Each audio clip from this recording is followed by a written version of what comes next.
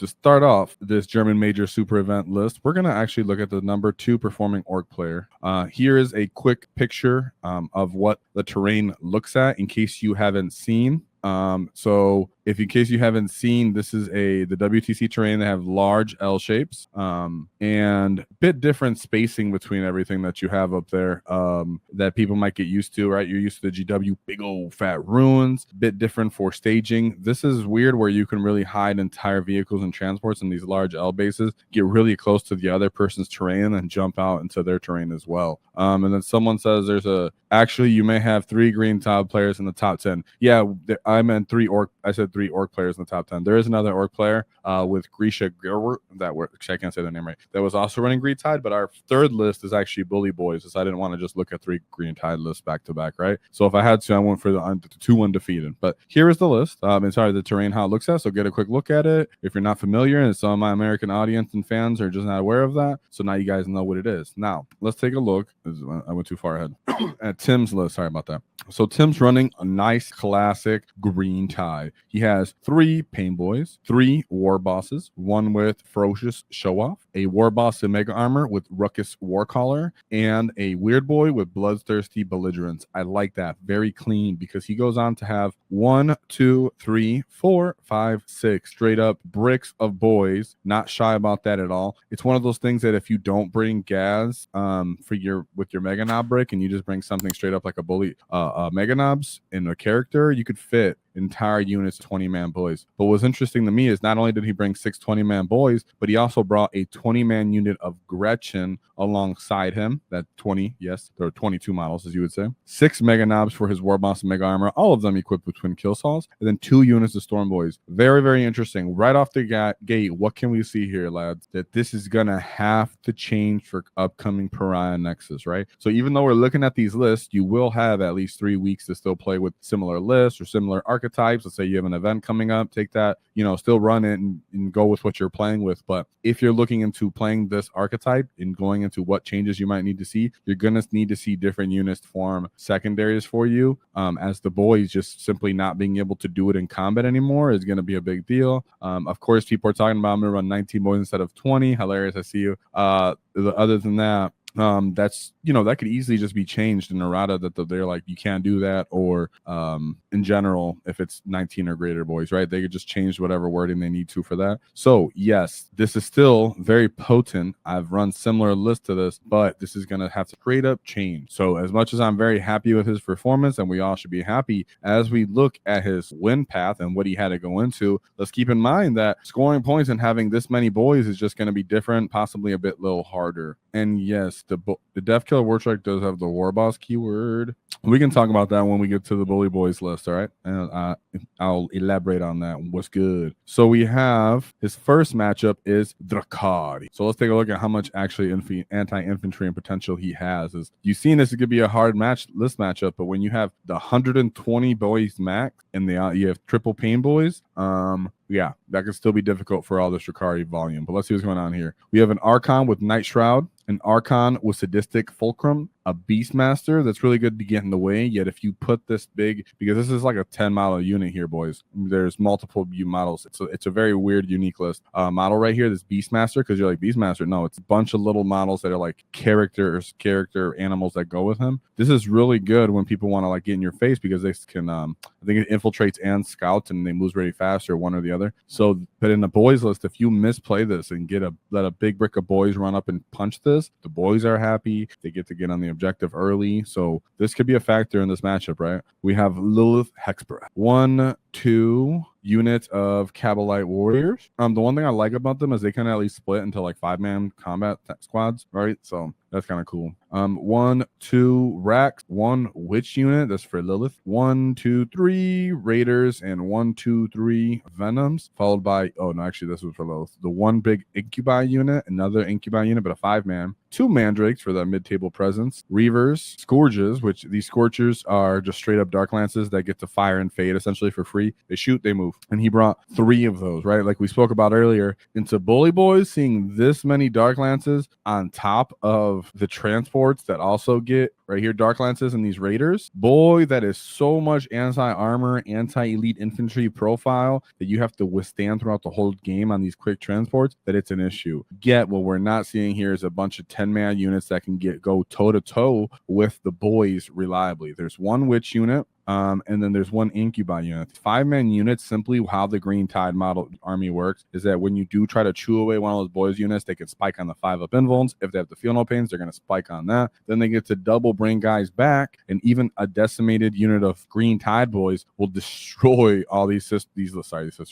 couple of melee getting stuck in Drukhari units that would try to get the toe-to-toe with them to get some primary, because as we know now, thinking of this in hindsight, what's going to happen when you have Nexus and you're able to take a secret mission and ignore primary and hope that you can get to maybe an Orc home field, right? As you can see, that list just had a bunch of boys and not really a lot of screening, not really a lot of activations. How will these change going forward? Very interesting. He did overcome that list. It was a good win with the straight up 20-point win, but you can see with just straight up stats check here, you're able to run them over, hold the primary. When they come to finally out to play, they get almost no value in their mega knobs if their Dark Lances, unless they can shoot mega knobs. It means that they have to come and just get within shooting range of you with their pistols or their anti-infantry weapons. They have to try to get somewhere primary at some point by turn 3, and by that point, you can punch them away with your decimated units and you'll start regenning. So really like to see that win, even though we know Drukhari's hard. When you go for a straight stat check skew as the Green Tide, you could just stat check them. But an army that you don't necessarily want to try and stat check sometimes is the Adeptus Custodes, which was his second matchup. He's running Talons of the Emperor. We have only one singular Blade Champion and one Shield Captain with Gift of Terran artifact. We have 1 unit of Guardians, followed by 3 unit of Alaris Custodians, a Grav Tank, 2 Wardens, 3 Prosecutors, Venatari, and Lord Drexes. I'll say right now what made this a bit more of a winnable game is everything I just highlighted here. 3 units of Prosecutors and the Venatari, and the Gravis Tank. Gravis Tank's awesome, as in like if I have to pop a Orc truck or something, but it's low volume. That means even a Mega Knob might get lucky in surviving, maybe just hide from it, and it doesn't really get anything for what it's shooting at. Then all of these sisters are just taking up points that you could consolidate into another unit of straight up Guardians and the Venatari as well, right? So if they maxed out, which is more of the straight up archetype for Custodians in some ways right now too, of both infantry on infantry, they get a bunch of stats to shoot you with damage 2 profiles, they get rerolls, they get to run up on you on the objectives. You don't have much ways to contest them but volume of punches. So this could be a detrimental list, as Alaris Custodians get a bunch of rerolls when you have characters on your list that have blast weapons. So he does have some tools in here, but he just simply didn't have enough by not maxing out the number of infantry, like a Gold Tide on the Green Tide, right? So these Prosecutors start becoming a little bit of irrelevant, and so do the Venatari in this matchup, and so does the Gravis Tank. So between the Gravis Tank, the Venatari, and all the sisters, you're down about 500 points of mid-table combat, and the Guardians will, on their own, just trying to get stuck in there, taking 3-up armor saves when the boys can reroll wounds and have the war bosses in there, chew them out, chew them away, even with Kyrie Drexus. So Custodians do have to be accounted for, but if they don't go to their prime, try to stat check you in response, you can survive that that confrontation. So into his third matchup, we have the Grey Knights. So Grey Knights do need to be spoken about, as like I always like to do. They are one of those armies that if you don't know their rules, they will catch you off guard, they'll make you feel bad, and a tournament is not the first place you want to encounter them unless you've done your homework. So let's do some homework. We have the Brotherhood Librarian. Now, he's a very common data sheet, as he helps them with their anti-armor potential and, in some senses, everything that they just have a problem killing with potential. The fact that they can come out within 3 inches of you, they try to alpha strike you because they can just come and attack you like that with their uppy-downy shenanigans, means that Terminators and Librarians have to be accounted for. Therefore, you have to know the Vortex of Doom. it has Vortex of Doom, Psychic. In your shooting phase, select one enemy unit within 18 and visible, roll a d6. On a 1, the Psyker suffers d6 mortal wounds. On a 2 to 5, he suffers 2d3 mortal wounds. And on a 6, it's 2d6 mortal wounds. So what happens is, and of course he has a Terminator profile, he has a Storm bolter, he still has his Nemesis Force weapon, and then he has his combi weapon, which is anti-infantry, rapid fire, just a couple of shots. But what it really is that, let me pull it up again, that usually you have 3 of them, as you can see right here. 1, 2, 3. On almost the majority of competitive Grey Knight lists, if they're not running the Dread Knight spam anymore, which some people still are, the big tech marine kind of spam, then the alternative archetype to Grey Knights is triple librarian, right? Followed by Kaldor Drago, which can give +3 to his unit's charge roll. So when he comes down within 9, he can then get +3 to that, charge you, and I believe he has a built-in rerollable charge for that. So let's see how many Terminators. He has a Terminator squad right here. That's usually where you're going to stay with Kaldor Drago, come in, get the initiative on you. So you have 1, 2 units of those, 3 units of Terminators, a Strike Squad Marine, an Inceptor Marine, 1, 2, 3 Dread Knights. So I would say the Dread Knights are problematic for the Terminator, the Mega Knobs, for example. But for Boyz, it's really just the Flamer, and then they have a bunch of damage 3 shots. And they're kind of whiffy in combat, right? They can do all right, but they're kind of whiffy. Inceptors are just their version of Jump Pack Marines, and they don't have Purifiers. Purifiers would actually be able to really take out a whole chunk of Orc infantry, maybe a brick of Boyz, a green Boyz for that. But in this case, it couldn't. I don't see the volume in here besides Terminators, and that's where the Mega Knobs, if they get one good counter charge off, if you just did your War Boss and your Knobs and your Painboy to go off and kill just enough of those Terminators, you simply auto-see them. They can't jump away anymore. Just know that they are going to have that reactionary move strat and the reactionary to being shot strat. So don't shoot them freely because they'll get up and move again. So what you really want to do is have 2 different Terminator units you're going to try to charge into, or a Dread Knight, and you're going to say, well, I'm going to move within 9 of this one. Do you want to pick it up? Even though I know that the other one on the other side of the field is the one you really want to save. I'm going to intentionally go for the one, let's say, in the middle of the table, make you choose, am I going to allow this to happen in the mid table, or am I going to save my CP essentially for the one that's on the left side of the table, we'll say, right? And then you as the Orc player in your all-inspiring intelligence will take your bloodthirsty belligerence equipped character, and you will jump 9 inches away from the unit that he wants to reactively move away from you. Give yourself plus, let's say, 2 to the battle round to your charge with the stratagem, and in that case, you're re-rolling a 7-inch charge. He couldn't reactively jump away from you, and then you can tie him up in that way. So this is where you can know how to outmaneuver their shenanigans with Green Tide in a way that they would hate to see, right? So you can tell them, hey, I know this mid table, you're gonna let my Mega Knobs get to you. No, yeah, well, okay, but then on this other side of the table, I'm gonna jump at you, then not trigger your reactive move and get stuck in combat with you.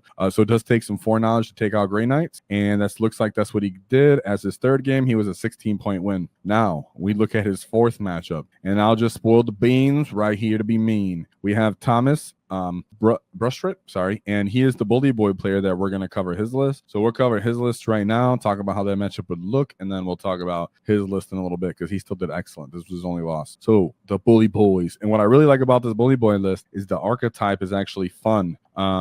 It's not just straight up War Bosses with knobs and full Mega Knobs. So he has Boss Nikrat, triple War Bosses, 2 War Bosses in Mega Armor, 1, 2, 3 units of Boyz, 2 trucks, a Battle Wagon, a Death Dread with 4 Stompy Claws. Whoa, that's what I'm talking about, boy. That's my favorite Death Dread. And then he decided he's still playing Index Hammer, so he brought a 10-man unit of Flash Kids. I'm going to tell you right now, if you can get to the nearest target and make sure you trigger that +1 shot, boom, 40 shots on these boys, still very much worth it. You're still getting sustained and lethal, and they're cheaper. I mean, they used to be like 190, and now they're 160. So that's quite a cheap penny for a knob body, and I'm considering it. If you're not running 2 5-man units, go ahead and run a 10-man unit. Either way, we all need a little bit of shooting in our life, and with Space Marines around the corner everywhere, they find their value, and their good amount of punches, right? 1, 2 units of Gretchen, and then he brought a 5-man unit of Ludas. I assume it's just that he had 50 points left over, and he was like, I'll bring Gretchen. But maybe he just wanted a little bit more shooting again. As he's seen, he missed it, and maybe he just says for 50 points, let him look at an objective. Someone chooses to kill him. Oh well, right? So kind of funny there. Or he just used them for a secondary, even, who knows. 2 units of Mega Knobs, 5 with twin kill saws, a Squig Hog Boy unit, and then a Storm Boy unit and a War Biker unit. So mind you, he's running Bully Boys, and this player did go 4-1. We're actually going to cover his win path as well. But this is, we know, is a counter to the Green Tide. It's a Bully Boy list. So even though he did tech into having boys, having squigs, having flash gets, simply not having the volume of OC even in this case, and then being detrimental for him. It was most likely a very contentious game. As you can see, it was his lowest scoring game for Tim, being a 12-point win. So it was very close. And I like to think that's because he had flash kits and boys and Squig Hog Boys, and those units can really take out a chunk of mobs of boys, that especially if they don't have a pain boy or any kind of like war boss character that's gonna keep them punchy. You can get stuck in with them and just chew through them. So very nice to see with that. We'll talk about Thomas's list anyway, so let's move on to Tim's final matchup in his undefeated run. And he had Grey Knights again, and we just talked about how they work. So as you can see, multiple people will bring Grey Knights, as they're very easy to play with and go through. They do very well. They can beat up Chaos Space Marines. They can beat up other Terminators. They can beat up Drukhari. There's a bunch of different weird armies that they can do quite well into. Well, Eldari, I guess I'll say. So we have 3 Librarians again, but this time we have a Tech Marine and a Grandmaster Nemesis Dread Knight.